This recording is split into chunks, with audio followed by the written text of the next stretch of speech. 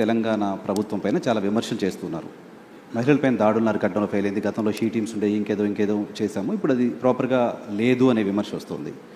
రీసెంట్గా కేంద్ర మంత్రి బండి సంజయ్ గారి కుమారుడికి సంబంధించిన అంశం ఒకటి ఉంది. దానిలో ప్రభుత్వం ప్రాపర్గా యాక్ట్ చేయలేదు లాంటి ఒక విమర్శలు మీ ప్రభుత్వం ఫేస్ చేస్తుంది. అంటే నేను అనేది మహిళల దాంట్లో నువ్వు పాత కేసులు ఇప్పుడు క్రైమ్ చూడు, మేము నియంత్రించింది చూడు, గతంలో జరిగిన బ్రూటల్ రేప్స్ కానీ టీఆర్ఎస్ లీడర్లే ఇన్వాల్వ్ అయ్యి మహిళల మీద చేసిన దాడులు కానీ అన్నీ లెక్క తీసుకో. ఎస్, నువ్వు అన్నది బండి సంజయ్ గారి వివాదం జరుగుతుంది. మొట్టమొదట 8th రోజు 8వ తారీఖు రోజు రాత్రి 7:30 గంటల 8 గంటల ప్రాంతంలో వాళ్ళ మదర్ పేట్ బషీరాబాద్ పోలీస్ స్టేషన్కి వచ్చి ఒక ఫిర్యాదు చేసింది, మా అమ్మాయి మీద లైంగిక దాడి జరిగింది, మీరు ఫిర్యాదు చేయండి అని. వితిన్ ఏ అవర్ మేము ఫోక్సో కేసులు కట్టి తల్లి ఇచ్చిన స్టేట్మెంట్ మీద రికార్డ్ చేసినాం. ఒక కంప్లైంట్ వచ్చినాక 24 గంటల లోపల ఆ అమ్మాయి బాధితురాలు స్టేట్మెంట్ తీసుకోవాలి. ఇక్కడ ఆ అమ్మాయి మైనర్ అనేది ఎవరు ప్రూవ్ చేయాలా? ఇమ్మీడియట్గా అమ్మాయితోనే వెళ్ళి స్టేట్మెంట్ తీసుకొని సెక్షన్స్ ఆల్టర్స్ చేసినాం. 10th రోజు ప్రధానమంత్రి ఇక్కడికి వచ్చింది. మేము ఎక్కడికి వెళ్ళాలి? ప్రధానమంత్రికి 9-10 తారీఖు 10,000 మంది పోలీసులతో రక్షణ కల్పించాల్సి వచ్చింది. ప్రధానమంత్రి గారు ఒక్క ప్రోగ్రామ్ అటెండ్ కావాలి, 6 ప్రోగ్రాంలు అటెండ్ అయ్యారు. హైటెక్ సిటీ కావచ్చు, సింధు హాస్పిటల్ కావచ్చు, పవన్ కళ్యాణ్ కావచ్చు, చంద్రబాబు నాయుడు గారు కావచ్చు, బేగంపేట కావచ్చు, పరేడ్ గ్రౌండ్లో పబ్లిక్ మీటింగ్. వేలాది మంది కార్యకర్తలు వచ్చినప్పుడు సిస్టమ్ మొత్తము 4 days కంటిన్యూస్గా 10,000 పోలీసు ఈ మొత్తం కమిషనరేట్లలో అందరూ అక్కడనే డిప్లాయ్ చేయాల్సి వచ్చింది. Prime minister security. చిన్న మిస్టేక్ జరిగితే ఏం జరుగుతుందో నీకు తెలియదేముంది. అందులో హైదరాబాద్ హై సెన్సిటివ్ సిటీ.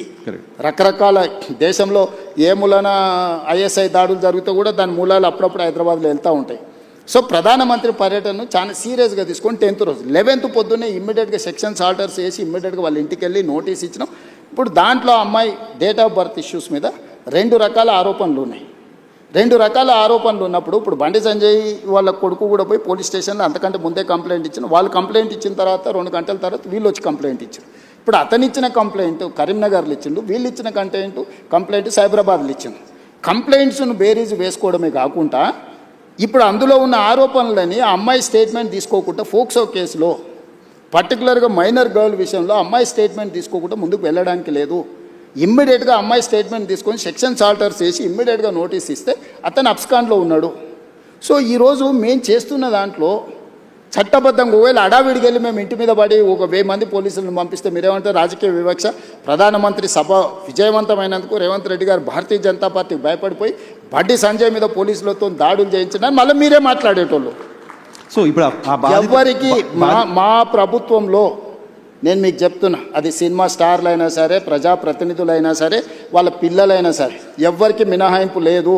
మీరు నన్ను చూసిండ్రు సినిమా తారల విషయంలో ఎట్లా వ్యవహరించినా, ప్రజాప్రతినిధులు డ్రగ్స్లలో దొరికితే ఏ రాష్ట్రంలోనైనా ఏ పార్టీలైనా నేను ఏ విధంగా తీసుకొచ్చినా ఇందులో కూడా ఎలాంటిది లేదు. ఇది మైనర్ గర్ల్ ఇష్యూ. మేము గట్టిగా చెప్పడానికి లేదు, ఎట్లా పడితే అట్లా వ్యవహరించడానికి లేదు. ఆ బాధిత కుటుంబానికి రాష్ట్ర ముఖ్యమంత్రిగా నేను న్యాయం చేస్తానని ఒక హామీ ఈ వేదిక నుంచి ఇవ్వగలుగుతారా సార్? నేను అనేది ఎవరైతే నేరస్తులు ఉందో 100% శిక్షించే బాధ్యత నాది. హోంశాఖనే కాదు, నేను ముఖ్యమంత్రిని. నేను పక్కడ్బందీగా ప్రణాళిక చేస్తున్నా. నేను ఒకవేళ సహాయం చేయాలనుకుంటే ఫోక్సో కేసే పెట్టాను కదా నర్సింగ్. ఫోక్సో కేసు పెట్టిన కంప్లైంట్ వచ్చిన గంటలో ఫోక్సో కేసు పెట్టిన అంటే what is my commitment? POCSO case ఎందుకు పెడతాం? ఏదో అమ్మాయి వచ్చింది, మదర్ వచ్చింది, మదర్ కంప్లైంట్తోని ఫోక్సో కేసులు పెట్టడం సీరియస్ సెక్షన్స్ పెట్టలేము. బాధితురాలి యొక్క స్టేట్మెంట్ తీసుకున్న తర్వాతనే మనం చేయాలి. ఈ చట్టంలో ఉన్న నిబంధన. సో ఇప్పుడు కొన్నిసార్లు మైనర్ పిల్లలు ప్రేమించుకుంటారు. వాళ్ళ ప్రేమ విషయం తల్లిదండ్రులకు నచ్చకపోతే తల్లిదండ్రులు కొన్నిసార్లు కోపానికి వస్తారు, కొన్నిసార్లు డిఫరెంట్గా వాటి మీద ఒత్తిడి తీసుకొస్తుంటారు. ప్రభుత్వం అనేది అసర్టైన్ చేసుకోవాలి కదా. దట్టు ఒక ప్రధానమంత్రి వచ్చే ముందల వచ్చిన 2 ఫిర్యాదులు, అక్కడనేమో హానీ ట్రాప్ అని బండి సంజయ్ కుటుంబం కేసు పెట్టింది, ఇక్కడేమో మైనర్ అమ్మాయి మీద లైంగిక దాడి జరిగిందని వీళ్ళు కేసు పెట్టారు. రెండింటిని పరిశీలించడానికి పోలీసులకు కనీసం 24 గంటలని పడితే వాళ్ళు ఇచ్చింది రాత్రిపూట. ఒక ఆయన 8వ తారీఖు 5 గంటలకు ఇస్తే ఇంకొకరు 8వ తారీఖు 9 గంటలకు ఇచ్చారు. 9వ తారీఖు నాడు ఎంబడే మేము రంగంలో దిగి పోలీసులు మొత్తం తీసుకొని మొత్తం స్టేట్మెంట్స్ రికార్డ్ చేసి సెక్షన్స్ ఆల్టర్ చేసిన 9వ తారీఖు. 10వ తారీఖు నాడు ప్రధానమంత్రి మొత్తం నేను పర్యటనలో ఉన్న మొత్తం వ్యవస్థ ఉంది.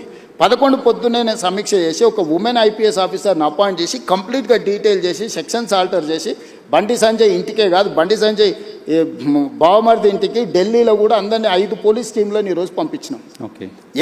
ఎక్కడన్నా ప్రభుత్వం కేసుని ఏమైనా డైల్యూట్ చేసిందా? Right. ఇప్పుడు కొడుకు నేరం చేస్తే తండ్రిని అరెస్ట్ చేస్తారా నువ్వు చెప్పు? Definitely no. ఇట్లాంటి కేసులలో ఇప్పుడు కొడుకు ఏదైనా తప్పు చేసిండు Definitely అంటే no. బండి సంజయ్ని అరెస్ట్ చేయాలా? ఏం కోరుకుంటుండ్రు? ఇప్పుడు బండి సంజయ్కి బీఆర్ఎస్ వాళ్ళకు పొసగలేదా, పొసిగిందా, ఎక్కడైనా తేడా వచ్చిందా, ఇవన్నీ నేను చెప్పలేను. కానీ ఆర్ఎస్ ప్రవీణ్ కుమార్ గారు వాలంటీర్ రిటైర్మెంట్ తీసుకున్న ఆఫీసర్, ఆయనే ఇన్వెస్టిగేటింగ్ ఆఫీసర్ అనుకుంటా. ఆయన ఐపీఎస్ కాదు, ఇప్పుడు is no more IPS officer. ఆయన రిటైర్ అయిపోయింది. ఓ గడీలకు వ్యతిరేకంగా కొట్లాడుతున్నాడు. ఇప్పుడు ఆ గడీల దగ్గరనే గులాంగిరి చేస్తున్నాడు. పోలీసులు బెదిరిస్తున్నారు బాధిత కుటుంబాన్ని అని ఎవరికి అవసరం ఉందా? పోలీసు బెదిరిస్తే కేసు ఎందుకు కడతాము? ఇప్పుడు ఇది మినిమం లాజిక్. కంప్లైంట్ వచ్చినప్పుడే పోక్సో కేసు కట్టిన ప్రభుత్వం బెదిరించినట్ట, లేకపోతే బాధితురాలు పక్షాన నిలబడ్డట?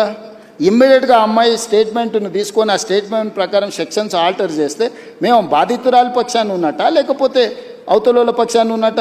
ఇప్పుడు వీళ్ళ ప్రాబ్లము కేటీఆర్ గారికి, ప్రవీణ్ కుమార్ గారికి, బండి సంజయ్కి పంచాయతీ ఉండొచ్చు. ఆ పంచాయతీ రాజకీయాలలో వాళ్ళు ఏమన్నా తెలుసుకొని ఎవరినెవరైనా తిట్టుకొని ఎవరినెవరైనా కొట్టుకొని, ఇప్పుడు ఆయన ఎవరో వాళ్ళ ఎమ్మెల్యే తిట్టిండు, వాళ్ళు వచ్చి వీళ్ళని తన్నిండ్రు. ఆయన ఏమంటుండు, వాడు తిడితే నేను దాంతో నాకు గెలిచిన చదువు ఇదే అని ఆయన అంటుండు. నేనేమంటున్నా, ఎవరు ఫిర్యాదు చేసినా కూడా దానికి క్షుణ్ణంగా పరిశీలించి కేసులు కచ్చి చట్ట ప్రకారం శిక్షిస్తా అంటున్నా.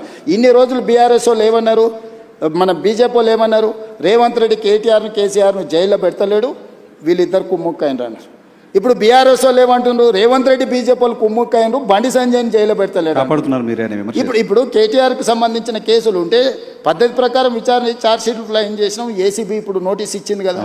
నేను ఎవరి పట్ల, బీఆర్ఎస్ అయినా, బీజేపీ అయినా, ఎంఐఎం అయినా, ఇంకో రాజకీయ పార్టీ ఏదైనా, నా పార్టీలో ఉన్న వాళ్ళనైనా చట్ట ప్రకారం విచారణ చేసి, ఇది పిల్లల భవిష్యత్తుకు సంబంధించింది.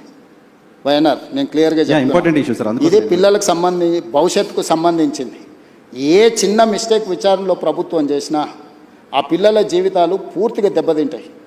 అది అమ్మాయి కావచ్చు, అబ్బాయి కావచ్చు. ఇప్పుడు ఆ అమ్మాయికి సంబంధించి 2 డేట్ ఆఫ్ బర్త్లు, 2 సర్టిఫికెట్లు ఉన్నాయని వాళ్ళకు ఫిర్యాదు చేశారు.